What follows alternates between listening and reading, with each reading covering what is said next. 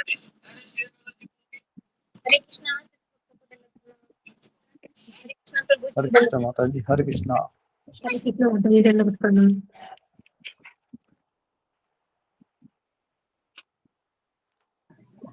हरे कृष्णा माता जी, दंडवत प्रणाम। सभी वैष्णव भक्तों को हरे कृष्णा। आपके चरणों में दंडवत प्रणाम प्रभु जी और माता जी। हरे कृष्णा, दंडवत प्रणाम सभी, दंडवत प्रणाम। दंडवत प्रणाम शोक चावला प्रभु जी। प्रभु जी दंडवत प्रणाम सुमन कुमारी माता जी। हरे कृष्णा। दंडवत प्रणाम धर्मदास प्रभु जी। दंडवत प्रणाम। दंडवत प्रणाम पल्लवी माता जी। दंडवत प्रणाम साधना माता जी। सभी भक्तों को दंडवत प्रणाम। हरे कृष्णा सभी भक्तों को मुक्तापाल माता जी, हरे कृष्णा। हरे कृष्णा हरे कृष्णा। जी प्रभु जी। माता जी नरसिंह आरती बोलिएगा। जी जी। हरे कृष्णा प्रभु जी, दंडवत प्रणाम। हरे कृष्णा सभी भक्ति दंडवत प्रणाम। सभी गुरु देव चरण दंडवत प्रणाम। सभी प्रभु के चरण दंडवत प्रणाम। सभी माता जी चरण दंडवत प्रणाम। हरे कृष्ण। आरती। नमस्ते नरसिंहाय, नमस्ते नरसिंहाय, प्रह्लाद लाद दायिने, प्रह्लाद लाद दायिने। हिरण्यकशिपूर्वक्षः, हिरण्यकशिपूर्वक्षः, तिलटङ्कानखलाये, तिलटङ्कानखलाये। येतो नरसिंहा परतो नरसिंहा, येतो नरसिंहा परतो नरसिंहा, येतो येतो यामि ततो नरसिंहा, येतो येतो यामि ततो नरसिंहा। बहि नरसिंहा हृदये नरसिंहा, बहि नरसिंहा हृदये नरसिंहा, नरसिंहमदिं शरणं प्रपते, नरसिंहमदिं शरणं प्रपते। तव करकमलबरे नखाम् अद्भुत सिंहं दलिता हिरण्यकशिपु तनुविंगम्। केशवधीता नरहरिरूप, जय जगदीश हरे, जय जगदीश हरे, जय जगदीश हरे। केशवधूता नरहरिरूप, जय जगदीश हरे, जय जगदीश हरे, जय जगदीश हरे। जय नरसिंहदेव नरसिंहदेव नरसिंहदेव, जय नरसिंहदेव। जय प्रह्लाद महाराज, प्रह्लाद महाराज, प्रह्लाद महाराज, जय प्रह्लाद महाराज। जय जय गुरुदेव गुरुदेव गुरुदेव, जय जय गुरुदेव। गीता गौरा हरि बोल, हरि बोल, हरि बोल। निताय गौर हरि बोल। विघ्नहर्ता नरसिंह भगवान की जय, भक्त प्रह्लाद महाराज की जय। हरि बोल। बहुत सुंदर माता जी, बहुत सुंदर। हरि बोल। हरे कृष्णा बहुत सुंदर माता जी। दंडवत प्रणाम। दंडवत प्रणाम माता जी, सभी भक्तों को दंडवत प्रणाम। 10 नाम अपराध भी बोल दीजिए माता जी। भगवान नाम में होने वाले 10 अपराध। पहला, भगवान नाम के प्रचार करने वाले महान भागवत की निंदा करना। दूसरा, शिव ब्रह्मा आदि देवताओं के नाम को भगवान नाम के समान अथवा उनसे भिन्न समझना। तीसरा, आध्यात्मिक गुरु की अवज्ञा करना या फिर उन्हें साधारण मनुष्य समझना। चौथा, वैदिक शास्त्र अथवा प्रमाणों का खंडन करना। पांचवा, हरे कृष्ण महामंत्र के जप की महिमा को काल्पनिक समझना। छठा, पवित्र भगवान नाम में अर्थवाद का आरोप करना। सातवां, नाम के बल पर पाप करना। आठवां, हरे कृष्णा महामंत्र के जप को वेदों में वर्णित शुभ सकाम कर्म का समान समझना। नौवां, अश्रद्धालु व्यक्ति को हरिनाम की महिमा का उपदेश देना। 10वां, भगवान नाम जप में पूर्ण विश्वास ना होना और इसकी इतनी अगाध महिमा श्रवण करने पर भी विषय आसक्ति बनाए रखना। ध्यान पूर्वक जप न करना ये भी एक अपराध है। खुद को वैष्णव समझने वाले भक्तों को इन 10 नाम अपराधों से सदैव बचना चाहिए ताकि मनुष्य जीवन को परम सिद्धि अति शीघ्र प्राप्त हो। हरे कृष्ण। धन्यवाद प्रणाम। चलो। बहुत सुंदर माता जी, बहुत सुंदर। बहुत सुंदर।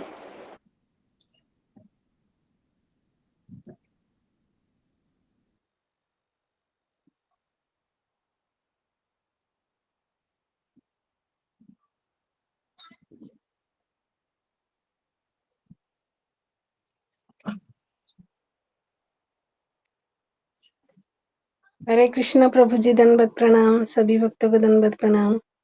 दंडवत प्रणाम माता जी, सभी भक्तों को दंडवत हरे प्रणाम। कृष्णा प्रवीणा माता जी, दंडवत प्रणाम।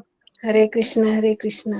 हरे कृष्ण माता जी, दंडवत प्रणाम। सभी भक्तों को मेरे हरे दंडवत कृष्ण प्रणाम। प्रवीणा माता जी, हरे कृष्ण झुमा माता जी, दंडवत प्रणाम। मंजरी माता जी, दंडवत प्रणाम। सभी माता भक्तों जी, को दंडवत प्रणाम। सभी जी सभी को दंडवत प्रणाम। हरे कृष्ण सभी माता हरे जी, कृष्ण हरे दंडवत प्रणाम। कृष्ण सभी भक्तों को दंडवत प्रणाम। कृपया करके गुरु जी के आने के बाद अपना अपना कैमरा ऑन रखें और प्रणाम करने के बाद अपना माइक बंद कर लें। जब गुरु जी या कोई भक्त बोलता होता है तो कृपया करके बीच में ना बोलें। जो भक्त बाद में ज्वाइन करते हैं वो कृपया करके अपना माइक बंद करके मानसिक प्रणाम करें, ताकि जो फ्लो बना रहता है, कनेक्टिविटी बनी रहती है, वो बाधित ना हो। गुरुजी इस चीज को बड़ा नोट करते हैं और आपको भी पता है कि गुरुजी की तबीयत ठीक नहीं है, दांत में दर्द है उनके। आज शाम को वो निकलवाने जाएंगे दांत, अभी दवाई दे रहे हैं। तो कृपया करके हमें थोड़ा इस चीज का ध्यान रखना चाहिए कि गुरु जी के सामने कोई ऐसी बात, कोई बीच में ऐसी बात नहीं कही जाए जिससे कनेक्टिविटी ना रहे। मेरी उदारता के लिए मैं क्षमा याचक हूँ, कृपया ऐसे बुरा ना माने, क्योंकि ये एक गुरु अपराध भी होता है। तो इसलिए आपको मैं प्रार्थना करता हूँ कि इसे फॉलो करें। धन्यवाद, ध्यान रखें अपना। हरे कृष्ण। हरे कृष्णा गुरु जी, प्रभु जी दंडवत प्रणाम। सभी भक्तों को दंडवत प्रणाम। धन्यवाद प्रणाम। हरे कृष्णा प्रभु जी, दंडवत प्रणाम। सभी भक्तों को दंडवत प्रणाम। सभी भक्तों को धन्यवाद प्रणाम। हरे कृष्णा गुरु जी, दंडवत प्रणाम। हरे सभी कृष्ण, भक्तों को दंडवत प्रभु के प्रणाम। चरणों में हरे दंडवत कृष्ण प्रणाम। सभी भक्तों को दंडवत प्रणाम। हरे कृष्ण, सभी धन्यवाद भक्तों के प्रणाम। चरणों में दंडवत प्रणाम। हरे कृष्ण सभी भक्तों को हरे दंडवत हरे प्रणाम। कृष्णा, सभी भक्तों हरे को दंडवत प्रणाम। कृष्णा सभी को दंडवत हरे प्रणाम। कृष्ण सभी कृष्ण, प्रभु धन्यवाद के प्रणाम भक्तों को गुरु जी, पंचांग धन्यवाद प्रणाम। प्रणाम। हरे कृष्णा। सभी भक्तों के चरणों में दंडवत प्रणाम। हरे कृष्ण। हरे कृष्णा, सभी भक्तों को दंडवत प्रणाम। हरे कृष्ण दंडवत प्रणाम। हरे हरे कृष्णा गुरु कृष्ण जी, दंडवत दंडवत प्रणाम। प्रणाम। सभी भक्तों को दंडवत प्रणाम।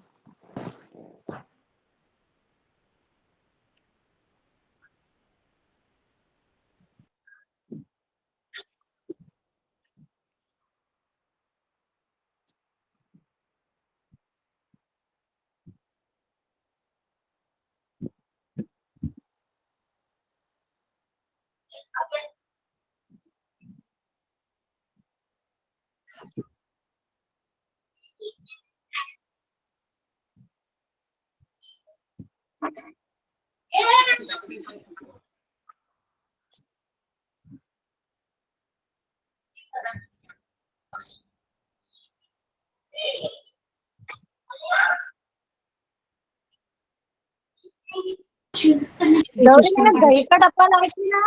निर्मला माता जी, आप हमें माइक म्यूट कीजिए प्लीज। निर्मला माता जी। हरे कृष्णा, सभी भक्तों को दंडवत प्रणाम। धन्यवाद हरे प्रणाम कृष्ण। माता जी। हरे कृष्णा। हरे हरे कृष्णा। कृष्णा, सभी भक्तों को दंडवत प्रणाम। प्रणाम। ठीक है। रंजना माता। अभी तक डिलीट करना ना यहाँ पर।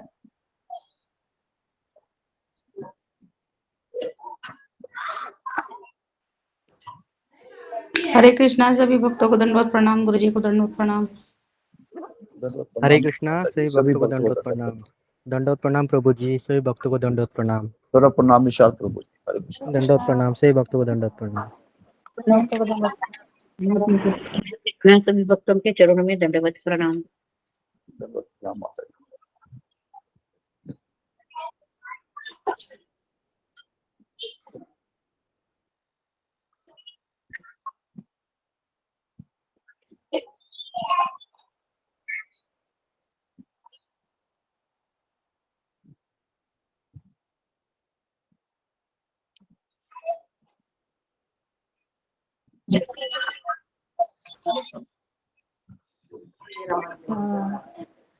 निर्मला माता जी अपना माइक म्यूट कीजिए।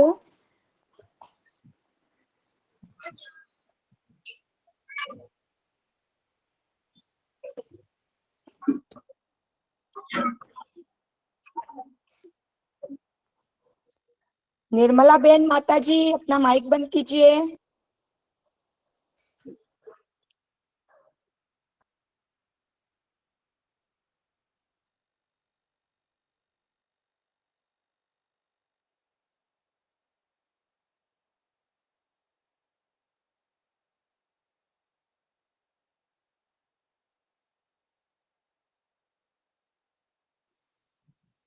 रंजना माता जी धन्यवाद प्रणाम। हरे कृष्ण। हरे कृष्णा माता जी दंडवत प्रणाम। हरे कृष्णा।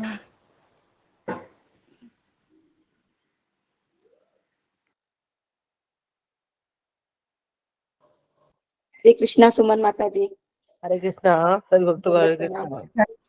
सभी भक्तों को धन्यवाद प्रणाम। हरे कृष्ण। हरे कृष्णा सभी भक्तों को दंडवत प्रणाम। दंडवत प्रणाम माता कृष्ण क्षमा माता जी दंडवत प्रणाम। हरे कृष्ण अर्चना माता जी हरे कृष्णा दंडवत माता प्रणाम। दंडवत प्रणाम। हरे कृष्ण मुक्ता माता जी शिव माता जी हरे कृष्ण माता जी धन्यवाद प्रणाम। हरे कृष्णा हरे कृष्णा।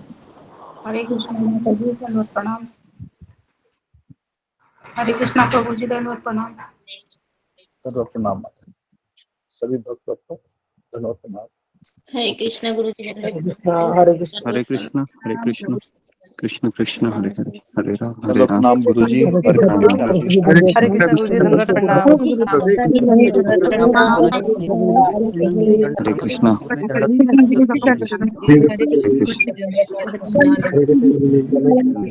हरे कृष्ण हरे कृष्ण दंडवत सभी भक्तों को हरे दंडवत कृष्ण प्रणाम। गुरु जी के चरणों में दंडवत प्रणाम। हरे कृष्ण दंडवत प्रणाम। हरे कृष्ण। हरे कृष्ण गुरु जी पांचंग प्रणाम। हरे कृष्ण गुरु जी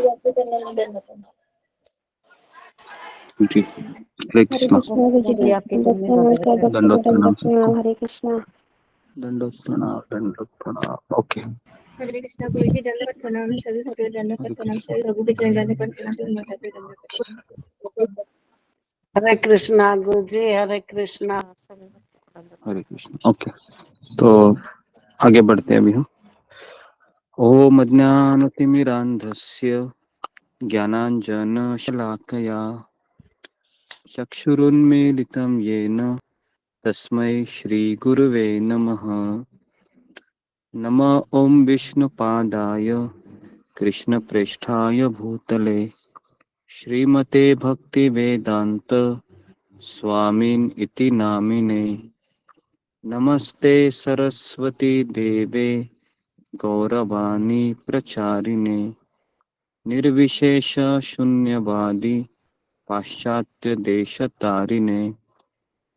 हे कृष्ण करुणा सिंधु दीनबंधु जगतपते गोपेश गोपिका कांत राधा कांता नमोस्तुते। तप्त कांचन गौरांगी राधे वृंदावनेश्वरी वृषभानुसुते देवी प्रणमामि हरिप्रिये। वाञ्छाकल्पतरुभ्यश्च कृपा सिन्धुभ्य एव च पतितानां पावनेभ्यो वैष्णवेभ्यो नमो नमः। जय श्री कृष्ण चैतन्य प्रभु नित्यानंद श्री अद्वैत गदाधर श्रीवास आदि गौर भक्त वृंद। हरे कृष्णा कृष्ण कृष्णा हरे हरे हरे राम राम राम हरे हरे। मुखं करोति वाचालं पंगुं लंघयते गिरिं यत्कृपातमहं वन्दे श्रीगुरु दीनतारिणम्। हरे कृष्ण। सारे भक्तों का स्वागत है हमारे पितृपक्ष के सत्र में। तो आज किसका टर्न था बताने का? गुरु जी ममता पाल माता जी। ममता पाल माता जी हरे कृष्णा। जी बताइए, हरे कृष्ण शॉर्ट में बताइए कल क्या चर्चा। हरे कृष्ण गुरु जी के चरणों में दंडवत प्रणाम। सभी भक्तों के चरणों में दंडवत प्रणाम। सबसे पहले हमारे जो जगत गुरु श्रील प्रभुपाद जी के चरणों में और राधानाथ स्वामी महाराज जी के चरणों में और हमारे गुरुदेव के चरणों में मैं समस्त आचार्य के चरणों में प्रणाम करती हूँ। अगर कुछ भूल चूक है तो क्षमा चाहती हूँ उनसे, और ये प्रार्थना करती हूँ कि इस एक कथा सुनने के बाद हमारे जो मन में भक्ति की स्थिरता बनी रहे और हम भक्ति में मरते दम तक टिके रहे, ये आशीर्वाद का प्रार्थना करती हूँ। हरे कृष्ण। कल गरुड़ पुराण आपने शुरू किया था। विषय है पापियों के यम मार्ग का वर्णन। आपने हमें पहला बताया कि जहाँ जन्म है वहाँ मृत्यु भी है। यहाँ से आपने शुरुआत किए थे। भगवत गीता के अध्याय के श्लोक में आपने चर्चा की है कि जिसने भी इस संसार में जन्म लिया है उसका मृत्यु निश्चित है। तो इसके बारे में प्रश्न भी पूछे थे आपने कि हम सब कुछ जानते हुए भी कि हमारी मृत्यु भी होती है, जन्म भी होती है, फिर भी हम समझते क्यों नहीं है, इसके बारे में हमारा जिज्ञासा भी क्यों नहीं करते हैं।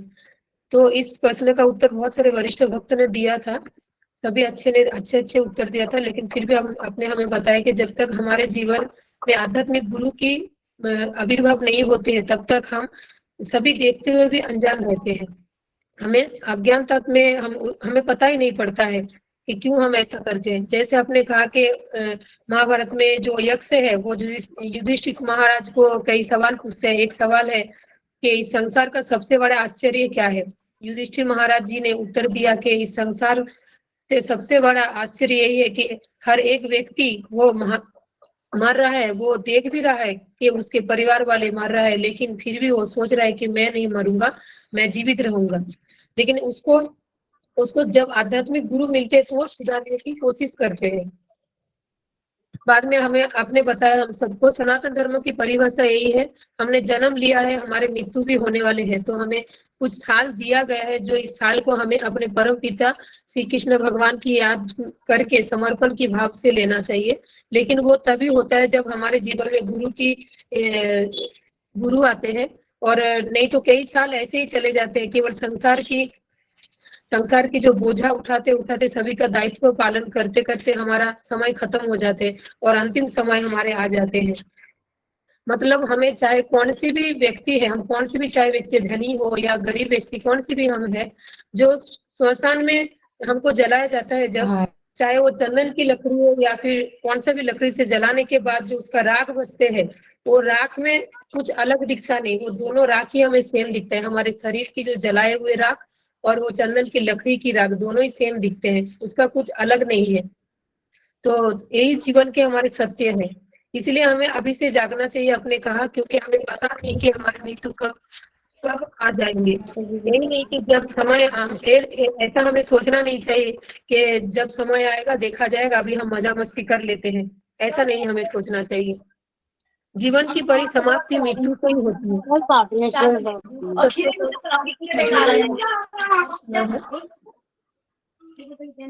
हमारे जो काल मृत्यु है हमें कोई बचा सकता, मतलब काल मृत्यु से हमारे रक्षा करने में औषधि या दान, माता पिता, बंधु बांधव कोई भी समर्थ नहीं है। जीवात्मा इतना सूक्ष्म होते हैं कि जब वो शरीर से आत्मा निकलते हैं तो उस समय कोई भी मनुष्य अपने चर्म चक्षु से ये देख नहीं पाते हैं, लेकिन आत्मा का अनुभव कर सकते हैं। जैसे कि हम खाते हैं, पीते हैं, सोते हैं, चलते हैं, तो ये आत्मा है, मतलब हम अनुभव तभी कर सकते हैं कि कर्म भोग को भोगने के लिए उस मनुष्य को एक सूक्ष्म शरीर दिया जाता है जो मन बुद्धि अहंकार से बना हुआ रहता है। बाद में उस सूक्ष्म शरीर को यम पुरुष के द्वारा यम पास से खींच के यमराज के पास लेकर जाया जाता है। लेकिन अन्य प्राणी को नहीं, क्योंकि वो प्राणी तो सूक्ष्म शरीर प्राप्त नहीं होता है, वे केवल एक योनि से दूसरी योनि जन्म लेते हैं। केवल मनुष्य को ही शुभ तथा अशुभ कर्म का अच्छा बुरा परिणाम योलोक और परलोक के रूप में भोगना पड़ता है, और अपने कर्म के फल स्वरूप मृत्यु के पश्चात जीवात्मा सूक्ष्म शरीर धारण करके स्वर्ग या नरक के भोग। ओके, हरे कृष्ण, रुक जाओ यहाँ पर। बहुत सुंदर माता जी। हरि बोल माता जी, बहुत सुंदर बहुत सुंदर माता जी। हरे बोल माता जी, बहुत सुंदर। हरे कृष्ण गुरु जी, धन्यवाद प्रणाम। हरि बोल माता जी, हरि बोल। ओके, तो अभी हम आगे हरी बढ़ते हैं। बोल माता जी, हरी बोल माता जी, दंडवत प्रणाम। तो सब लोग कृपया करके अपने माइक को बंद कीजिए। जी जी। तो कल हमने चर्चा की थी कि किस तरीके से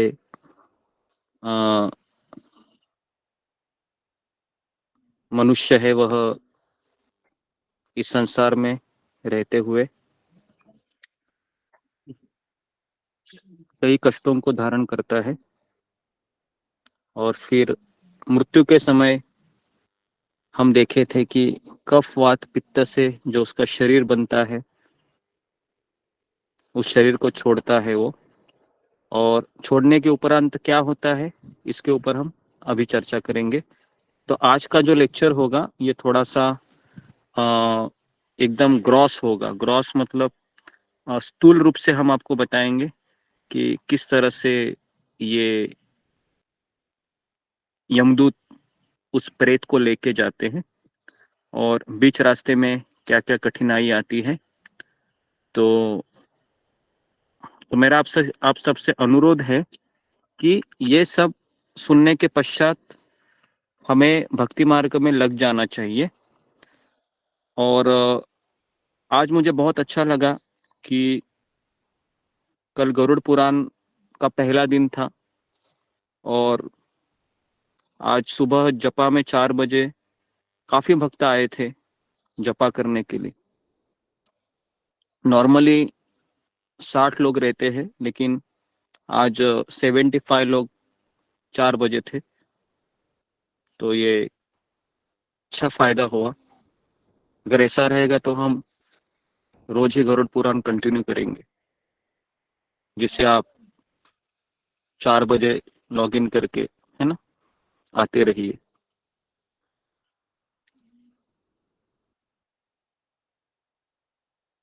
लेकिन जो भक्त आज आए थे 4 बजे वो लोग भय के कारण आए थे, बराबर है। भय लग रहा था, रात को सोए भी नहीं होंगे शायद कि कल सुबह उठना ही है करके, ऐसा भी हो सकता है। लेकिन हमें आपको डराना नहीं है, हमें भगवान से प्रेम करना है, ठीक है।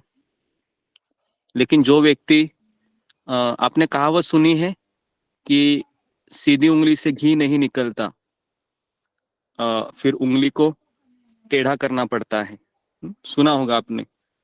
तो कभी कभी व्यक्ति को, है ना, शास्त्र के वचन के द्वारा समझाना समझता नहीं हो, फिर उसको गरुड़ पुराण के द्वारा समझा कि भाई इतना सब सुनने के पश्चात तो जग जाओ, अभी भी देरी नहीं हुई है।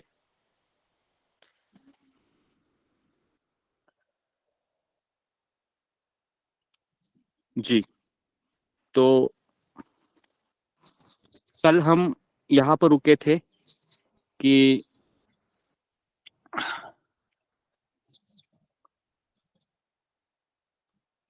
यमदूत उसको कहते हैं शीघ्र चलो, तुम्हें यमलोक जाना है, आज तुम्हें हम सब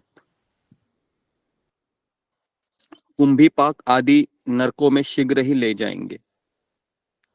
और हमने यमदूतों का वर्णन किया था, क्या उनमें दया होती है, क्या उनमें करुणा होती है, क्या वो आपको गोदी में बिठाकर खाएंगे माँ की तरह, लोरी सुनाते हुए, कोई बात नहीं बेटा। तो ऐसा नहीं होता है, यमदूत लोग में करुणा नहीं होती है। तो यमदूतों की वाणी इतनी कठोर होती है कि पहले से डरा हुआ वो प्रेत, डरी हुई वो आत्मा और रुंदन करने लगती है और जोर जोर से विलाप करने लगती है। लेकिन यमदूत उसको और धमकाते हैं उसका रूह कांपने लगता है, रास्ते में उससे कुत्ते काटते हैं और अपने पापों का स्मरण करता हुआ वह पीड़ित जीव यम मार्ग में चलता है।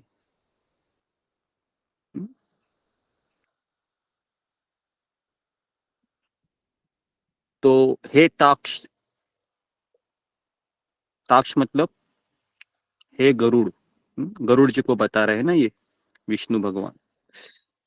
वह पातकी प्राणी पुत्रों से दिए हुए पिंड तथा आतुर काल में दिए हुए दान को प्राप्त करता है तो भी उस नास्तिक को तृप्ति नहीं होती। पुत्र आदि के द्वारा पापियों के उद्देश्य से किए गए श्राद्ध दान तथा पिंडदान या जल अर्पण करने के पास भी उसको तृप्ति नहीं होती है। पिंडदान का भोग करने पर वह भूख से व्याकुल होकर यम मार्ग में चलता है। और जो पिंडदान नहीं करते हैं, तो जो लोग पिंडदान नहीं करते उनके बारे में बताया है, सुनिए अभी। वो जो पिंडदान नहीं करते हैं वे जो प्रेत रूप में जीवात्मा अनेक कल्प पर्यंत निर्जन वन में बहुत दुखी होकर भ्रमण करता रहता है। कल्प मतलब आप सोचिए, एक कल्प मतलब सत्ययुग, त्रेतायुग, द्वापर युग, कलयुग। तो एक कलयुग होता है 4,32,000 कलयुग का आयु है। द्वापर युग का आयु है 8,64,000। त्रेता युग का आयु है 12,96,000। इन तीनों को मिला के सत्ययुग का आयु होता है और इन चारों को मिला के एक कल्प का आयु होता है। उतना समय वह सोचिए घूमता रहता है और सोचिए इतना वो शाप देता है अपने जो वंशज के जो लोग होते हैं जो पिंडदान नहीं करते हैं, कि उसमें पितृदोष इतना भयानक लगता है कि उस व्यक्ति का कभी भौतिक जीवन सुधरता नहीं है। तो सैकड़ों करोड़ कल्प बीत जाने पर भी कर्मफल का नाश नहीं होता है जब तक कि उसका यमपुरी में हिसाब किताब नहीं होता है। तो हे पक्षी सुनिए, इसलिए पुत्र को चाहिए कि वह 10 दिनों तक प्रतिदिन पिंडदान करे। मृत्यु के पश्चात की बात बताई जा रही है, पिंडदान क्यों करना चाहिए। और हे पक्षी श्रेष्ठ, वे पिंड प्रतिदिन 4 भागों में विभक्त होते हैं। तो इसको भी आप लिखिए। आपको लगता है पिंड केवल आपके जीवात्मा को जाता है, ऐसा नहीं है। आप जो पिंडदान करते हैं वो चार उसके भाग किए जाते हैं। तो पहले 2 भाग उस प्रेत के शरीर को बनने के लिए इस्तेमाल किए जाते हैं। पिंडदान के 2 भाग, एक भाग यमदूतों को प्राप्त होता है। इसलिए अगर आप पिंडदान नहीं करते हैं तो यमदूत लोग जोर से मारते हैं। क्यों मारते हैं जोर से? क्योंकि उनको भी खाना मिलेगा क्या? उनको रोटी मिलेगी? नहीं मिलेगी, क्योंकि आपने उनको रोटी नहीं दिया है तो उसका कोई 4 भाग भी नहीं होंगे। तो और वो गुस्से से मारते हैं क्योंकि खाना ही नहीं मिला उनको, बेचारे वो भी भूखे हैं। तो इसलिए हमें पिंडदान करना चाहिए। और हमने जो पहला लेक्चर दिया था उसमें बताया था कि जो कर्मकांडी पिंडदान होता है उससे अच्छा वैष्णव का जो भोज होता है वो सबसे बेस्ट होता है, क्योंकि उससे उस प्रेत को, पितरों को भक्ति का मार्ग प्राप्त होने की संभावना होती। तो इस तरीके से देखिए अभी 9 रात दिनों में पिंड को प्राप्त करके प्रेत का शरीर बन जाता है। तो कितना दिन? 9 दिन। अभी देखिए 12 दिन वो आत्मा उधर ही रहता है, पता है, आपके ही घर में रहता है वो 12 दिन तक। और आपको पता है 12 दिन उसको पिंडदान करना होता है। तो पहले 10 दिन उसका शरीर बनने में चला जाता है और 11वें दिन उसमें जान आ जाती है ना। और इस तरीके से हे खग, उस शरीर में जान आने पर एक हाथ लंबा शरीर उसको प्राप्त हो जाता है। कितना कितना बड़ा शरीर होता है वो? केवल हमारा एक हाथ होता है ना, उतना लंबा होता है। आप ऐसा मत सोचिए कि इतना बड़ा शरीर नहीं, इतना छोटा, एक हाथ लंबा इतना शरीर उसको मिलता है ना, जिसके द्वारा उसको अभी यमलोक के सफर में जाना होता है। तो ये सुनकर कितने लोगों को डर लग रहा है? कि आपकी सुनने की इच्छा हो रही है या नहीं हो रही है, या आप सुनना चाहते हैं? सुनना चाहते हैं ना? हो रही है गुरुजी? हो रही नहीं? जी जी, ओके, ठीक है। तो जी, धन्यवाद। तो अभी हम आगे बढ़ते हैं, ध्यानपूर्वक सुनिए, क्योंकि थोड़ा सा हम हर एक लाइन को पढ़कर आपको बता रहे हैं। जी, अभी देखिए, पहले दिन जो पिंड दिया जाता है उसका सिर बनता है, यहाँ तक गर्दन। दूसरे दिन के पिंड से उसकी गर्दन बनती है। तीसरे दिन के पिंड से हृदय बनता है, ये हृदय हमारा। चौथे दिन के पिंड से पीठ, ये पीछे का भाग। पांचवें दिन से नाभि, ओके। फिर छठे तथा सातवें पिंड से कमर और गुप्तांग, 1 नंबर 2 नंबर। और आठवें पिंड से जंघा, थाइज। 9वें पिंड से घुटने तथा पैर। देखिए कितना डिटेल में दिया गया है ना? पूरा डिटेल में दिया गया है। शास्त्र में सारी चीजें आपको डिटेल में मिलेगी। एक मरते व्यक्ति जब किताब लिखता है ना, अपने मन से लिखता है वो, इसके लिए उसमें कुछ तथ्य नहीं होता है। इसलिए हमें शास्त्रों को पढ़ना चाहिए। लेकिन दुर्भाग्य हमारा है कि शास्त्र ये स्कूल और कॉलेज में पढ़ाए नहीं जाते। ये हमारा सबसे बड़ा दुर्भाग्य है। अगर मुझे बताओ, अगर ये 10वीं का या 11वीं का सिलेबस होता था गरुड़ पुराण, तो बताइए 11वीं में कोई कॉलेज में कोई लड़का लड़की भोग करते थे क्या? अगर 10वीं में ये सिलेबस होता तो, है ना? नहीं करते। तो वही तो बात आती है ना। इसके लिए हमको ये बचपन में ये सब चीजें पढ़ना चाहिए। जो जितने भी पाप हो रहे हैं अभी, है ना, कलयुग में, इसका मूल कारण है कि हमको शास्त्र को पढ़ाया नहीं जा रहा है। जो भी है, आगे बढ़ते। तो अभी देखिए, 11वें और 12वें दिन उसको प्यास और भूख लगती है, ठीक है। तो 11-12 दिन अभी उसको भूख और प्यास लगी है, और 11 और 12वें दिन वह भोजन करता है 2 दिन बेचारा, क्योंकि अभी उसको चलने की देरी है अभी। तो 13वें दिन, 12 दिन खत्म हो गए, 12 दिन वो आखिरी बार अपने पुत्र, अपनी पत्नी और घर के जितने रिश्तेदार हैं, माता पिता, सबको देखता है। और उसको चलने में भी कुछ प्रॉब्लम नहीं आता है। क्यों? कौन बताएगा मुझे? 13वें दिन उसको चलने में कुछ प्रॉब्लम नहीं आता है, वो खुशी खुशी चलने को तैयार होता है। जी बताइए क्यों? फिंगर को रेज कीजिए। जी, प्रतिभा कुमारी। हरे कृष्ण गुरु जी, दंडवत प्रणाम। गुरु जी, जैसे कि उसको पैर मिल जाता है और अपने संसार के प्रति, आत्मीय जनों के प्रति उसका मोह छूट जाता है। जी, तो 12 दिन वो अपने आंखों से देखता है सारी चीजें, तो उसका मोह छूट जाता है, क्योंकि 12 दिन में सब नॉर्मल हो जाता है ना? 12 दिन में सब नॉर्मल हो जाता है, सब लोग अपने अपने काम में लग जाते हैं। अभी फिर क्या होता है देखिए, अभी हे खग, वैतरणी को छोड़कर यमलोक के मार्ग की दूरी का प्रमाण 86,000 योजन है। तो इसका कैलकुलेशन भी दिया गया है, सब लोग इसको नोट कीजिए कि पृथ्वी लोक से यमपुरी का डिस्टेंस कितना है।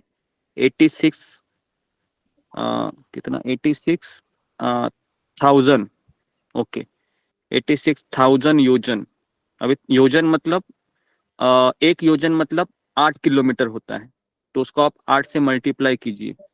86,000 into 8 is equal to that much kilometre. कितना होता है मुझे बताइए जरा, है ना, ताकि एटलीस्ट हमको मरते समय इतना तो ध्यान रखे। इतना भाई चलना है अभी।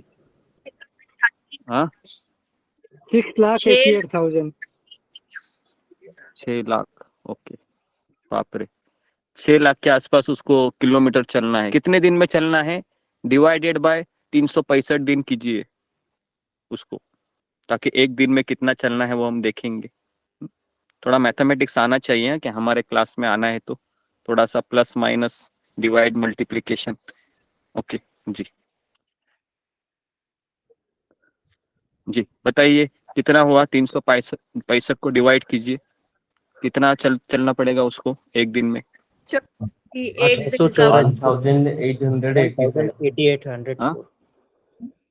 1888 चार्ट बॉक्स में लिखिए। हाँ, 1000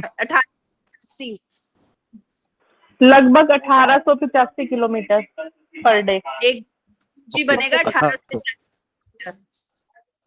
ओके 1800, ओके ठीक है, 1885 किलोमीटर, ठीक है, मतलब अप्रोक्सीमेटली उसको 1900 किलोमीटर चलना है।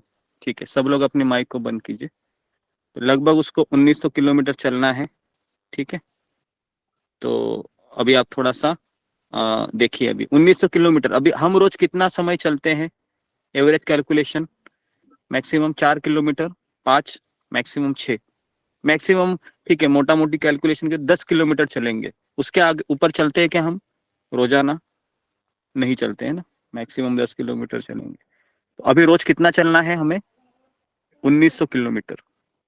ठीक है, ओके, अभी आगे बढ़े।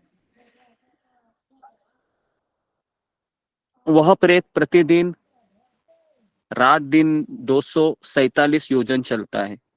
सोचो, सोता है क्या वो रात को? तो रात को उसको सोने को अलाउड नहीं है, बेचारे को रात को सो नहीं सकता, रात को भी चलना है, दिन में भी चलना है, थक जाता है बेचारा। सुनकर एकदम अजीब लग रहा है ये। ठीक है, तो अभी देखिए उसके मार्ग में 16 स्टेशन आते हैं। सब लोग उस स्टेशन का नाम लिखिए। स्टेशन मतलब क्या बोल सकते हो, जैसे ठहरने की जगह, पड़ाव। तो 16 पड़ाव आते हैं। पहला है, लिखिए, सौम्यपुर। दूसरा है सौरीपुर। तीसरा है नगेंद्र भवन।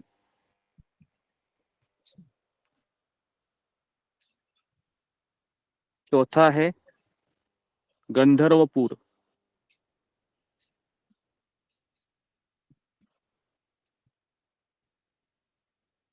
पांचवा है शैलागाम।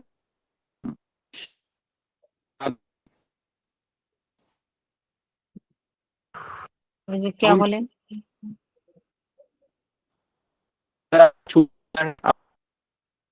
ठीक, गुरुजी आवाज कभी नहीं आ रही। नहीं हमारा आवाज नहीं आ रही। ओके, आवाज नहीं आ रही जी। हरे कृष्णा हरे कृष्णा हरे कृष्णा। जी अभी आ रही है आवाज? हरे कृष्णा, ओके। तो 6 मैंने बताए थे। छठा है कौंचपुर। सातवां है क्रूरपुर। सातवां। आठवां है विचित्र भवन। 9वां है ब्रह्मपदपुर। 10वां है दुखदपुर। एक बार रिपीट कर दीजिए। 10वां है दुखदपुर। 11वां है नानाक्रंदपुर।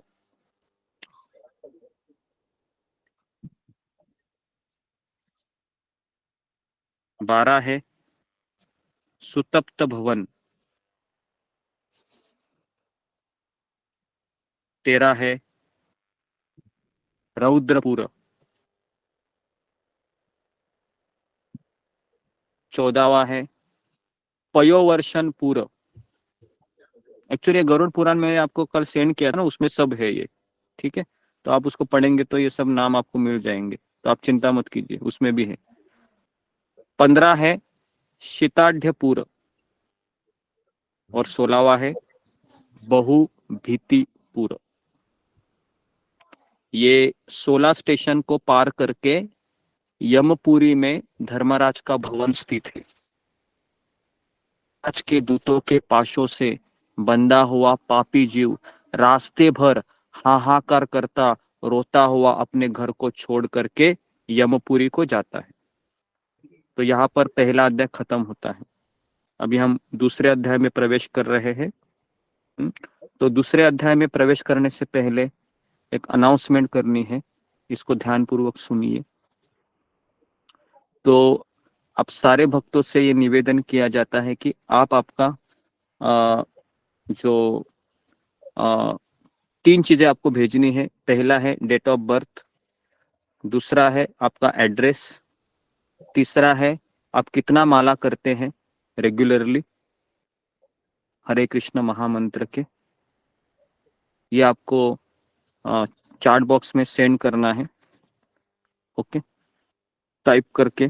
जो लोग पुराने लोग हैं उनको करने की कोई आवश्यकता नहीं है, लेकिन जो लोग पिछले 1 या 2 महीने से जुड़े हैं उन लोगों के लिए ये ज्यादा कहा जाता है। ये इसलिए कहा जाता है ताकि हम एक डेटाबेस बना रहे हैं। भविष्य में अगर आपको दीक्षा की आवश्यकता है 5 साल के पश्चात, उसके पश्चात फिर आपका यहाँ पर होना चाहिए कि आप यहाँ पर एक स्टूडेंट के रूप में यहाँ पर श्रील प्रभुपाद के आंदोलन में कुछ ज्ञान अर्जित करने का प्रयास कर रहे हैं। ठीक है, तो जो लोग नए हैं पिछले 2 महीनों से, तो उन लोगों के लिए ये निवेदन है कि आप आपका कॉन्टैक्ट नंबर, आपका एड्रेस और आप कितना माला करते हो हरे कृष्ण महामंत्र का, इसको आप टाइप करके भेज दीजिए। जी गुरुजी। ओके, तो बहुत लोग हैं जो नए आए हैं। गुरुजी आध्यात्मिक प्रशिक्षण ग्रुप में भेजना है। नहीं, चैट बॉक्स में लिखना है आपको, अभी के अभी तुरंत लिखिए। तो अभी हम दूसरे अध्याय में प्रवेश कर रहे हैं। जी, जो लोग नए हैं वो लिखते रहिए, मेरा क्लास कंटिन्यू होगा, लेकिन ये आपको एक तरीके से इंस्ट्रक्शन दी जा रही है कि ये आपको करना है। अगर आप चाहते हैं कि मैं कृष्ण के संरक्षण में हमेशा रहूं, तो आपके बारे में जानकारी होना जरूरी है। गुरुजी क्या क्या भेजना है? जी, आप टाइप करके भेजिए उसमें, है ना, आपका एड्रेस, आपका नाम, आपका mobile number. At least mobile number लिखिए, बाकी की चीज बाद में भी मिल सकती है।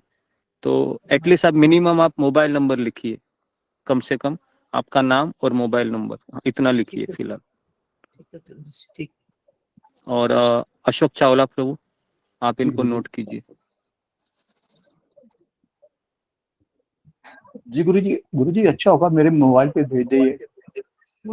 लेकिन ठीक है, सुजा चार्ट बॉक्स में लिखिए मोबाइल नंबर में चैट चार्ट बॉक्स में ही आपको लिखना है। और सुजाता माता जी, आप फिर सुजाता महापात्रा, आप स्क्रीनशॉट ले लीजिए। ठीक है, सुन रहे हैं सुजाता जी। गुरुजी नए भक्तों के लिए अनाउंसमेंट मैं भी कर दूं थोड़ी सी। जी कीजिए, जल्दी कीजिए।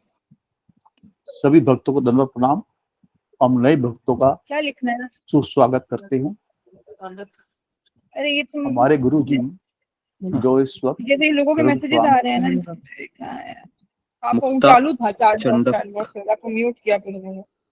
ठीक है, हमारे गुरु जी जो इस वक्त गुरु गरुड़ पुराण की कथा कर रहे हैं, के बारे में बता रहे हैं। उनका नाम जी, तो अब वो अभी मत बताइए अशोक चावला प्रभु, है ना, उसको शुरुआत में ही बताते हैं, नहीं तो एंड में बताइए। ठीक है, तो वो रहने दीजिए। ठीक है, ओके। तो हम दूसरे अध्याय का यहाँ पर ये करते हैं। अभी यम मार्ग की यातनाओं का वर्णन लिखिए। अगर कोई लिख रहा है तो इसका भी चैप्टर में टाइटल है यम मार्ग की यातनाओं का वर्णन।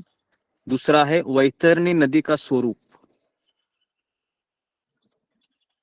तो अभी हम इसमें जा रहे हैं। सब लोग तैयार है सुनने के लिए? यातनाओं का वर्णन क्या जी गुरुजी। सुनना है? ओके जी गुरुजी।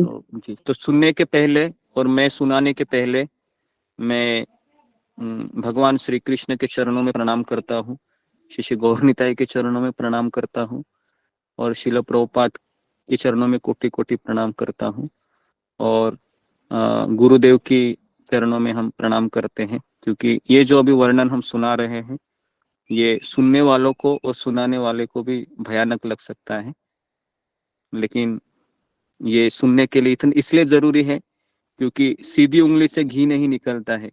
फिर गरुड़ पुराण जैसे शास्त्र पढ़ने चाहिए, है ना, फिर हमको पता चलता है कि बाप रे बाप रे बाप रे बाप रे बाप रे, ये सब भी होता है क्या, है ना।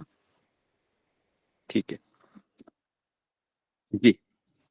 तो अभी देखिए गरुड़ जी ने कहा फिर, हे केशव, यमलोक का मार्ग किस प्रकार दुखदाई है, पापी लोग वहां किस प्रकार लिए जाते हैं, मुझे बताइए। तो क्या सवाल पूछा उन्होंने, यमलोक का मार्ग किस प्रकार से दुखदाई है। भगवान बोले, हे गरुड़ सुनो, अभी आपने बहुत अच्छा सवाल पूछा है, लेकिन सुनिए। महान दुख प्रदान करने वाले यम मार्ग के विषय में तुमसे मैं कह रहा हूं, मेरा भक्त होने पर भी तुम उसे सुनकर कांप उठोगे। भगवान केशव कह रहे हैं, किसको कह रहे हैं, गरुड़ को कह रहे हैं, है ना।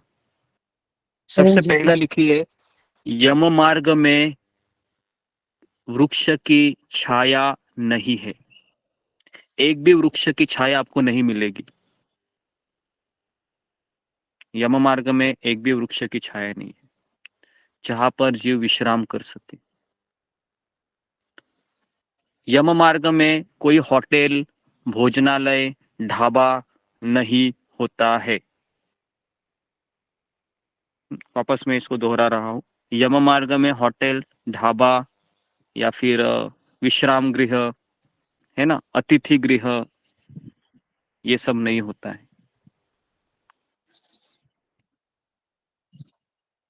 हे खग, वहां पर कहीं जल भी नहीं होता है। सुनिए, जल भी नहीं होता है, पानी पीने के लिए भी बेसिक चीजें क्या है, खाना, है ना, और पीना, पानी पीना और सोना, विश्राम लेना, ये भी नहीं है, बेसिक चीजें नहीं है। ठीक है। उस मार्ग में जाता हुआ जी, और एक बताया गया है, वो सॉरी माफ कीजिए, मैं आपको बताना भूल गया कि उस मार्ग में 12 सूर्य तपते हैं, इतनी प्रलयकालीन गर्मी लगती है। 12 सूर्य एक साथ तपते हैं,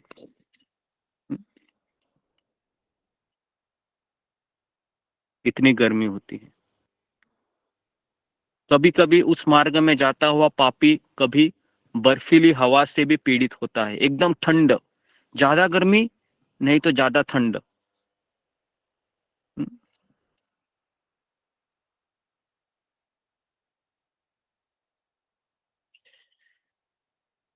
जब वो चलता है तब मार्ग में उसको चप्पल चप्पल मिलती है क्या, चप्पल नहीं मिल मिलती। सकती है।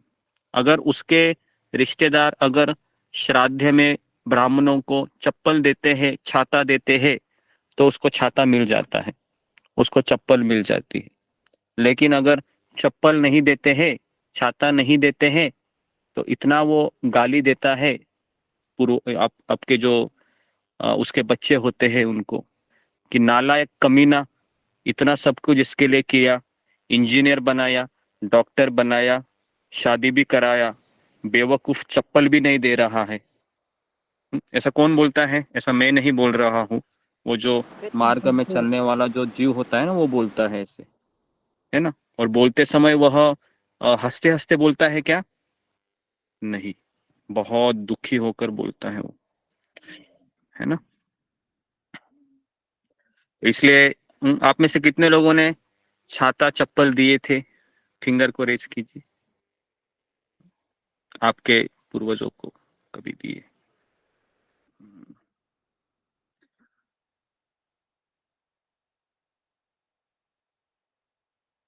दिए है, ओके।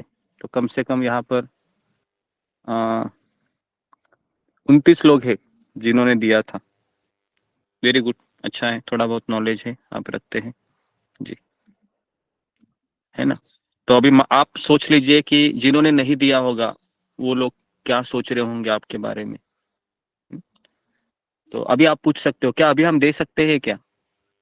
तो देखिए अभी 1 साल, देखो जब तक 1 साल ही रहता है ना आपके पास, 1 साल में ये सब चीज करने होते हैं, तो इसके लिए ये शास्त्र का ज्ञान बहुत जरूरी है। एक ने मुझे सवाल पूछा था कि अमेरिका, यूरोप, चाइना, रशिया ऐसे देशों में तो ये गरुड़ पुराण तो कोई पढ़ाता भी नहीं है, तो उनकी क्या गति होगी। एक ने मुझे सवाल पूछा था, क्या गति होगी बताइए। हाँ, वो है ऐसे ही भटकते होंगे, प्रेत बन गए। है ना, प्रेत के रूप में भटकते होंगे और कुछ नहीं। सोचिए, तो इसलिए बहुत जरूरी है ये सब चीजें करना। ओके, तो अभी देखिए मार्ग में उसको कांटे चुभते हैं, कभी महाविषधर सर्पों के द्वारा डसा जाता है, कभी सिंह भयंकर कुत्तों द्वारा उसको खाया जाता है, बिच्छू द्वारा डसा जाता है, कहीं उसे आग से जलाया जाता है, और इस तरह से वह 2000 योजन पार कर जाता है। पहले 2000 योजन, है ना, ये सब उसको सहन करना पड़ता है। लेकिन वो मरता है क्या? वो मरता नहीं है। क्यों नहीं मरता है वो, कौन बताएगा? वो मरता क्यों नहीं है इतनी सब पीड़ा को सहन करने के बाद भी? जी, फिंगर को रेस कीजिए जी। तितली मिश्रा, हरे बताइए कृष्णा क्यों नहीं गुरु जी, मरता है दंडवत वो? प्रणाम। क्योंकि क्योंकि वो तो ऑलरेडी मरा ही हुआ, और आत्मा को तो ये होता नहीं है, उसे जो यातना शरीर दिया जाता है वो यातना ही के लिए सिर्फ होता है, वो मरता नहीं है। उसमें सारे इसको कष्ट होते हैं, सब कुछ होता है, लेकिन वो मरता नहीं है क्योंकि वो ऑलरेडी मरा हुआ है पहले से। उसके पास स्थूल शरीर नहीं होता है जिसमें कि मरने की बात है, वो उससे ऊपर हो चुका होता है। जी। हरे कृष्णा। देखिए जी, तो अच्छा उत्तर दिया है। देखिए कुछ शरीर होते हैं ना, ये अलग अलग प्रकार के होते हैं। जैसे आप जब मार्केट में जाते हैं तो अलग प्रकार के टी शर्ट होते हैं, अलग प्रकार की साड़ियाँ होती है ना, अलग प्रकार के सूट होते हैं। देखा है ना आपने, मार्केट में जाते हैं तो अलग प्रकार के सूट होते हैं, अलग प्रकार के साड़ियाँ होती है, अलग अलग भाव की साड़ियाँ होती है, अलग अलग प्रकार के सूट होते हैं। उसी तरीके से आत्मा को भोग करने के लिए अलग अलग प्रकार के शरीर होते हैं। तो मनुष्य ये शरीर मिला है ना, ये शास्त्र में लिखा है भोग करने के लिए नहीं मिला है। क्योंकि इस शरीर से अगर आप भोग करेंगे तो आपको अलग अलग प्रकार की बीमारियां ही लगेगी। समझ में आ रहा है? ये जो शरीर मिला है ना, ये शरीर हमको केवल तपस्या करने के लिए ही मिला है। और कुछ शरीर स्वर्गलोक में दिए जाते हैं जिससे व्यक्ति भोग कर सकता है ना। तो स्वर्गलोक के शरीर में अगर कोई स्त्री और पुरुष एक साथ आकर संभोग भी करते हैं तो भी उनको बच्चे नहीं होते हैं, क्योंकि वह अलग प्रकार का शरीर होता है। समझ में आ रहा है? तो ये शरीर है अलग अलग प्रकार के होते हैं। मनुष्य शरीर है वह किसके लिए मिला है? तो मनुष्य शरीर ये भगवान का भक्ति करने के लिए मिला है। लेकिन कोई कर रहा है क्या अभी? देखिए आपके अड़ोस पड़ोस में कोई कर रहा है भक्ति? किस ना, सब लोग क्या कर रहे हैं? मजा मस्ती कर रहे हैं, है ना। तो इसके लिए फिर क्या आता है? टेंशन, डिप्रेशन, फिर क्या है? एड्स, कैंसर, ऐसी बीमारी आ रही है। ओके जी। तो इस तरीके से अभी पहले 2000 योजन पार किए। उसके पश्चात कौवे, गिद्ध, सरस, डास, ये सब उसको काटते रहते हैं, और कभी कभी वह अंधकार में गिर जाता है, और इस तरीके से तपी हुई बालुका से व्याप्त कभी धकधकते अंगारों की राशि पर उसको चलना होता है, और कभी कभी वो यमदूतों को सामने हाथ जोड़कर गिड़गिड़ाता है, मुझे कृपया करके दया कीजिए, मैं आपके शरण में आया हूँ, मैं आपके पैर पड़ता हूँ। लेकिन मैं पहले ही कहा हूँ, यमदूतों को करुणा होती है क्या? यमदूतों को दया होती है क्या? तो उनको दया नहीं होती है। अगर आप उनके सामने हाथ जोड़ेंगे तो वो क्या करेंगे पता है? और जोर से मारेंगे। बताइए। मुझे लगता है कि ये सब सुनने के बाद 4 बजे उठकर जपा करने के लिए कोई भी तैयार होगा। क्या लगता है आपको? हाँ, बराबर के नहीं? क्योंकि ये सब सहन करने से अच्छा है कि भाई, है ना, एटलीस्ट मुझे 6 घंटा नींद तो आसानी से मिलेगी, है ना, और नहीं मिली तो दोपहर में भी रेस्ट कर लूंगा मैं। लेकिन सुबह उठ के जप करना बहुत जरूरी है। ओके जी। कुछ लोग इतने अच्छे भक्त है कि कम से कम 50-60 लोग तो आते ही है किसी भी हालत में। तो पिछले 2 साल से हम ये सत्संग ऑनलाइन चला रहे हैं, तो अच्छे अच्छे भक्त हैं जो रेगुलरली आते हैं। तो इस तरीके से रोते पिलकते थकान भरा भूखा वह जीवात्मा कहाँ पर आता है फिर? वैतरणी नदी में आता है। कहाँ आता है वो? वैतरणी नदी। अब ये वैतरणी नदी का वर्णन आप सुनना चाहेंगे? जी गुरुजी। तो जी बाप रे। जी गुरुजी। जी से भरी हो गुरुजी सुनिए। जी जी जी जी। तो आप लोगों की, जी जी, तो आप लोगों की दाद देनी पड़ेगी कि आप और सुनना चाहते हैं। चलो अच्छा है। गुरुजी आपकी आवाज अच्छी है। जी, मेरे आवाज से ओके। गुरुजी मैं तो पहली बार सुन रही हूँ, मुझे और सुनने का मन कर रहा है। जी, सुनिए सुनिए। ओके। जी, तो अभी वैतरणी नदी आ रही है। हाँ, तो वैतरणी नदी में क्या क्या होता है? तो विलाप करता हुआ वह जीवात्मा वैतरणी नदी तक आ जाता है, और वैतरणी नदी में क्या क्या होता है कि अ, रक्त, पू और गटर का पानी, ये सब से वह नदी वह बहती रहती है। और जब वो जीवात्मा उस नदी को देखता है तो वो कहता है कि मैं इस नदी में प्रवेश नहीं करूंगा, लेकिन उसको करना ही पड़ेगा। और फिर वहां पर एक बोट रहती है, बहुत सारे बोट आती है।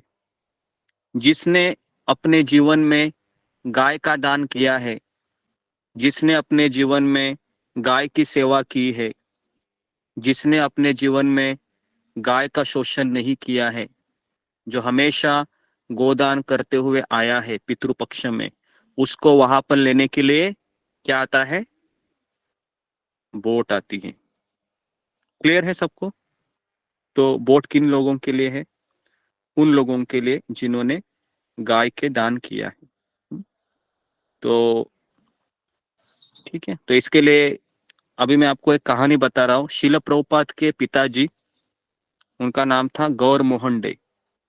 लीलामृत में वर्णन आता है कि शिल प्रभुपाद जी के पिताजी मरने से पहले अपने पुत्र को कहते हैं, प्रभुपाद जी को, कि आप गौड़ीय मठ को एक गाय का दान करके आइए। अभी मैं आपको कहूंगा कि गौर मोहन डे ये वैष्णव थे। उन्होंने अपने जीवन में कभी पाप नहीं किया था, भगवान को शरणागत थे, फिर भी वह गाय को दान को करना चाह रहे थे। क्यों? आप बोलोगे मैं तो भगत हूँ, मुझे तो आवश्यकता नहीं है। ऐसा नहीं है। कोई भक्त अपने आप को समझता है कि अगर भक्त है? बताइए, कोई भक्त अपने आप को समझता है कि मैं भक्त हूँ? नहीं। तो इसलिए ये सारी चीजें हमको करनी चाहिए। वही व्यक्ति नहीं करेगा जो क्या समझेगा, मैं कौन हूं अभी, मैं तो भक्त बन चुका हूं, मुझे ये आवश्यकता नहीं है। ओके। तो इस तरीके से आ, उसकी गर्दन को पकड़ा जाता है ऐसे, और यमदूत उसको क्या करते हैं? जोर से ढकेल देते हैं, लात मारते हैं, और फिर वह किस में गिर जाता है? उस वैतरणी नदी में गिर जाता है। और उसके सारा पानी है उसके मुंह में जाता है, उसके नाक में चला जाता है, लेकिन कुछ कर सकता है क्या? और बाहर आने की कोशिश करता है, लेकिन यमदूत उसको जोर से मारते हैं कि तुमको बाहर आना अलाउड नहीं है, सारी वैतरणी नदी तुमको क्रॉस करनी पड़ेगी। और पता है वो वैतरणी नदी कितना मील होती है? कितना होती है मील?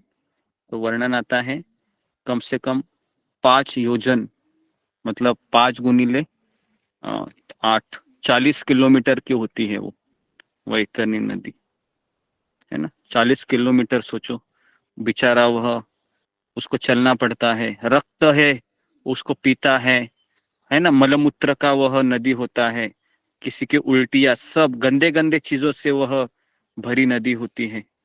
और इस तरह से वह अपने किनको याद करता है? अपने बेटी, अपने बेटा, अपनी पत्नी, अपने पति को याद करता है वो, और सोचता है कि मेरी रक्षा करने के लिए ये क्यों नहीं आ रहे हैं, मेरे रक्षा करने के लिए क्यों नहीं आ रहे हैं, इनके लिए मैंने क्या नहीं किया। हर दिवाली के दिन मैंने इसको साड़ी दिया, हर दिवाली के दिन मैंने इसकी सारी जितना भी बोनस आया सब मैंने परिवार के ऊपर खर्चा किया, अपने लिए मैंने कुछ नहीं किया, लेकिन ये लोग कहाँ है, क्यों नहीं मेरी रक्षा कर रहे हैं? बताइए, ये क्यों नहीं रक्षा कर पा रहे हैं? क्योंकि व्यक्ति का प्रवास, हमारे रिश्तेदार कब कहाँ तक आते हैं हमारे साथ? केवल शमशान तक, है ना, केवल शमशान तक आते हैं। इसके बाद वो आ सकते हैं क्या हमारे साथ? कितना भी प्रेम करता हो नहीं आ सकते, नहीं बराबर है। लेकिन जिंदगी भर वो किसके सहारे जीता है? परिवार के सहारे जीता है, परिवार है ना। तो अभी आप सोच सकते हो कि मुझे किसके सहारे जीना है। अगर आप बुद्धिमान हैं तो आप किनके सहारे जीना पसंद करेंगे? भगवान भगवान, कृष्ण और तो भक्त परिवार है, भगवान के सहारे। है ना, भक्तों के साथ, तो उनके सहारे हमको जीने का हम प्रयास करेंगे, है ना। तो इसके लिए भागवत कहता है कि देह अपत्र कलत्र आदेशु आत्मसैनेषु असत्स्योपि तेषां प्रमत्त निधनम पश्यन् अपि न पश्यति। तो देह अपत्य मतलब पुत्र, कलत्र, पत्नी, ये सब उसके सैनिक होते हैं। लेकिन ये सैनिक कैसे हैं? ये सैनिक मृत्यु के समय कुछ नहीं करने वाले हैं। आपको रोते बिलखते तड़पते हुए देखने के बाद भी ये कुछ कर सकते हैं क्या? ये सब कुछ नहीं कर सकते। ओके, तो इस तरीके से वह यम मार्ग में जाता हुआ, कभी उसने दान दिया नहीं, कभी तपस्या की नहीं, कभी तीर्थ यात्रा गया नहीं, केवल अपने ही कर्मों का भोग किया, कभी ब्राह्मण की पूजा की नहीं, कभी गंगा का सहारा नहीं लिया, सत्पुरुषों की सेवा नहीं की, दूसरे नहीं, है ना। तो इस तरीके से मिटा जाता है। और इस तरीके से और मैं वर्णन नहीं कर रहा हूँ, क्योंकि तीसरे महीने में फिर वो गंधर्व नगर में पहुंचता है। 3 महीने का खाकर आगे चलता है वो। फिर चौथे महीने में शैलागमपुर में पहुंचता है, वहां पर उसके ऊपर पत्थरों की वर्षा होती है। महीने का पिंड को खाकर वह कुछ सुखी होता है। उसके बाद 5वें महीने में वह प्रेत क्रौंचपुर पहुंचता है। क्रौंचपुर में स्थित वह प्रेत वहां बांधवों द्वारा हाथ से दिए गए आगे क्रूरपुर की ओर चलता है। 5.5 महीने के बाद वह कहाँ पर पहुंचता है? तो वहां पर यमराज का एक छोटा भाई रहता है, उसका नाम होता है विचित्र। चित्र भवन में पहुंचता है वो।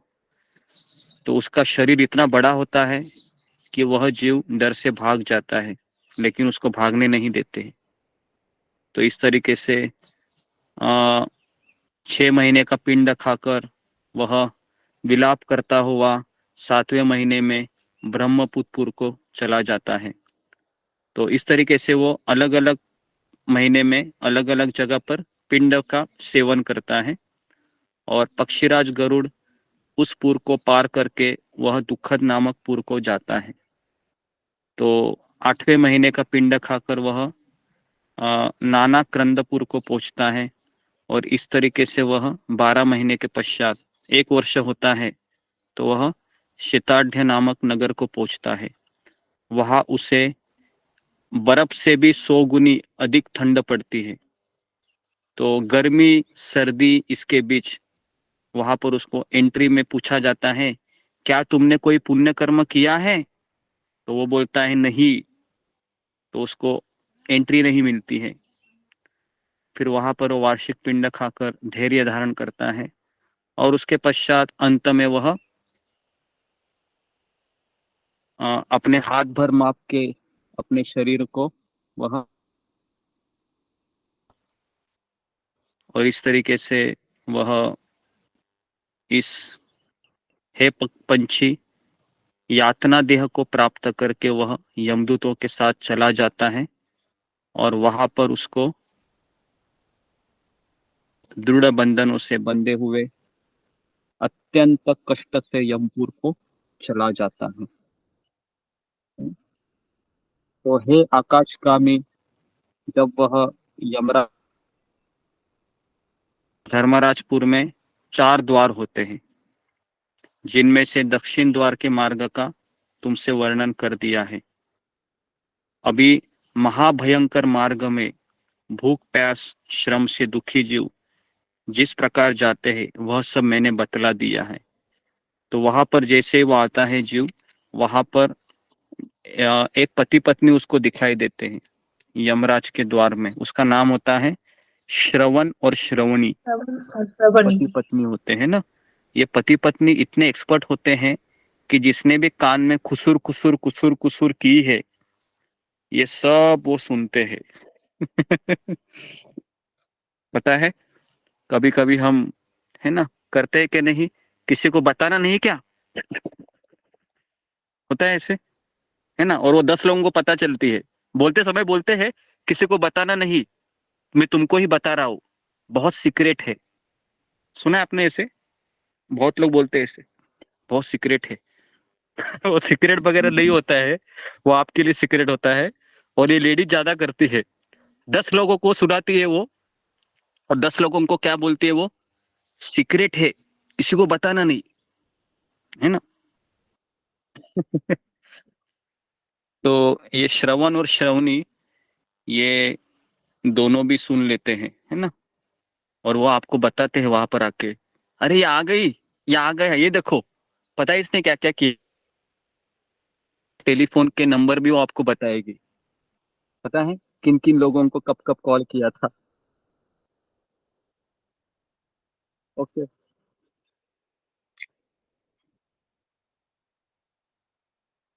जो भी है, तो वहां पर उसका स्वागत होता है और स्वागत होने के बाद उसको फिर कहते हैं कि अभी तुम लाइन में खड़े हो जाओ यहाँ पर।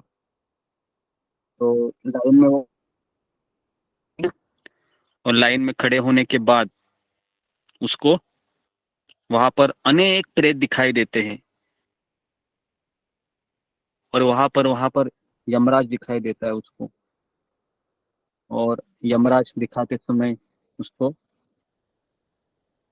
भी यमदूत दिखाई देते हैं और कुछ यमदूत उसको बेड़ी डाली हुए पकड़े रहते हैं, है ना। तो ये सब देखकर वो इतना परेशान हो जाता है, सोचता है अभी मेरा क्या होगा।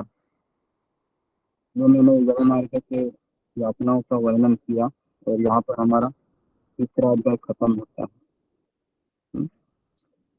ठीक है, तो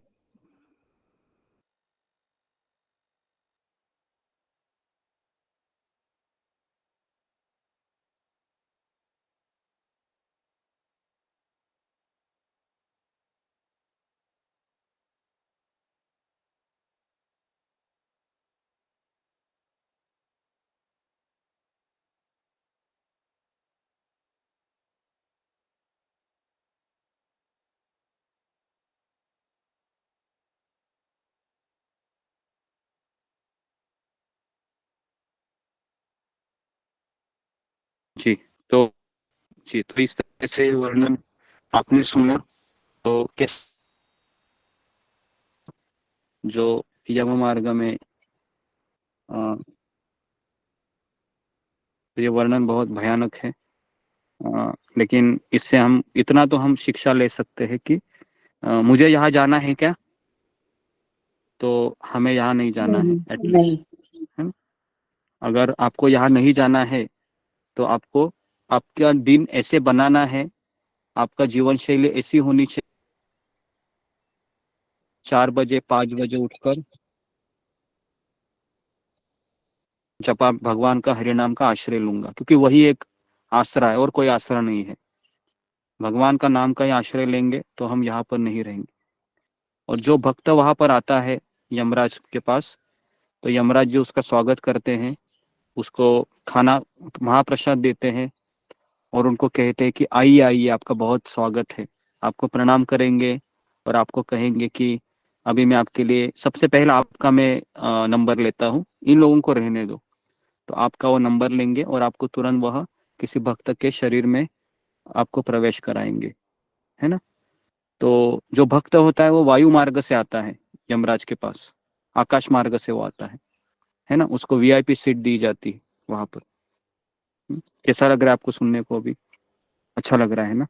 वाह वाह वाह, बहुत अच्छा लग रहा है जी। ओके जी, तो बस यही चीज है जो मैंने आपको बताई। तो यहाँ पर मैं रुकता हूँ। किसी का अगर प्रश्न है तो एक प्रश्न मैं लूंगा केवल जी, तो इसके बारे में जी जी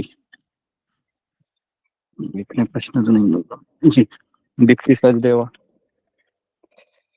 हरे कृष्णा गुरुजी, दंडवत प्रणाम। क्योंकि मैंने ये पूछना, जैसे किसी के पास लड़का नहीं होता, कोई बे औलाद होता है, तो फिर उसको कैसे, को कौन श्राद्ध देता है या उसको पिंडदान कौन करता है? लड़की देती है, उसकी लड़की भी दे सकती है पिंडदान, सीता मैया ने भी किया था। और जो बे औलाद हो? बे औलाद हो तो फिर उसके कोई भी घर का व्यक्ति भी दे सकते हैं, जो उसके परिवार वाले कोई रिश्तेदार है। ओके, परवीन कुमार। हरे कृष्ण जी, धन्यवाद प्रणाम।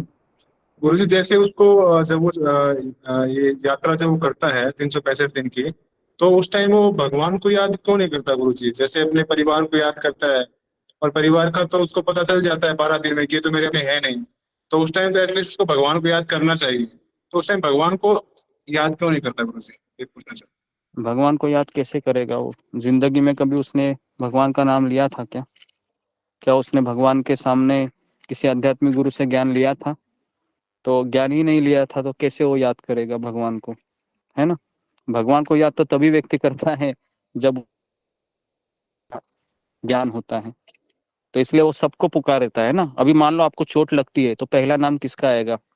जो आपको प्रिय होगा उसका ही आएगा ना, है ना। सबसे पहले माँ का नाम आता है ना, पिताजी का नाम आता है ना, फिर पत्नी का नाम आएगा, फिर बच्चे का आएगा, यही नाम आते हैं। क्योंकि जिंदगी भर उसने क्या किया? उन्हीं के साथ रहा ना, बराबर कि नहीं? उन्हीं के साथ रहा तो वही तो नाम याद आएगा। भगवान के साथ तो रहा ही नहीं वो। तो इसलिए हमें मैक्सिमम किसके साथ रहना चाहिए?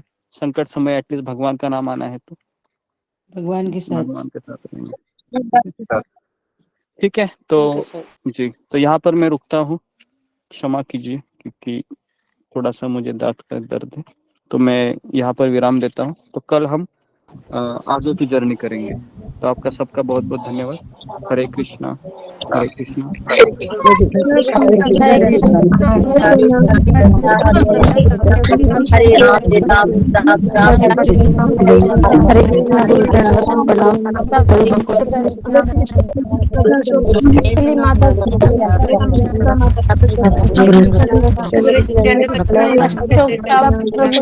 धन्यवाद प्रणाम गुरु जी। तभी नाम प्रणाम चुमार मामून माता जी दंडवत प्रणाम गा माता जी दंडवत प्रणाम